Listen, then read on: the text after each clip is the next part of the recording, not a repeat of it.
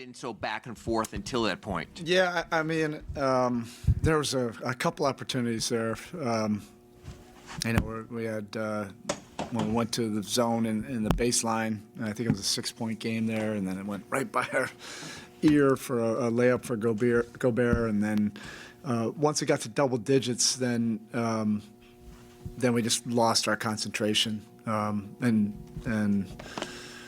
it can happen against a good team. That's what we're working on. We're getting better with it. I'm seeing a lot of progress with it. But there was that pocket that it just went 10 to 19 or 20, whatever it was, quickly. And it was 3 or 4 mistakes that just compounded one after another on both ends of the court. Either turnover, not executing the way we needed to, and then having some defensive breakdowns on the other end. So.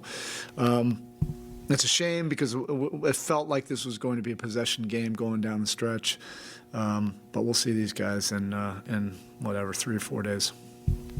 The pace was a little slower than you guys have been playing, obviously. Yeah. This season. What did they do to kind of slow you guys down, or was it a matter of you guys maybe just not getting to what you want? No, a little bit of both. I mean, they're pressuring up, so we didn't have as many advanced passes to that, but.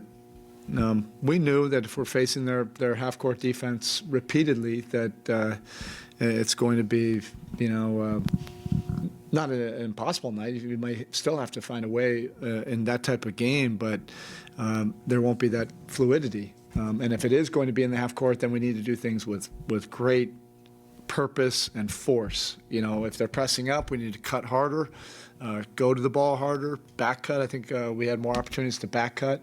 And then once we got into the paint, I think, we've been making good plays in the paint. And I think they forced us into some tough shots when we got into the paint and not making the appropriate next play. But they're a good defense, and they can jam you up in the half court. But again, if you're right, if we only play that way, it's not ideally to our identity. Coach, obviously the ankle sprain there for Jaime, but in the first half, was the initial prognosis is anything severe or? We'll find out. You never know with those things until the next day. He's not walking out of here in a boot, but I don't know if that's an indication of anything. Along those same lines, just a couple of times this year that guys, I think Norm's now done it a couple of times, he gets banged up, he leaves, we get a report, he's questionable, and then you turn around and he's back out there. Yeah, I know. There was a lot of discussion about that on the bench, because we're getting to know him. He trusts his body and knows his body better than anybody. He said he was good.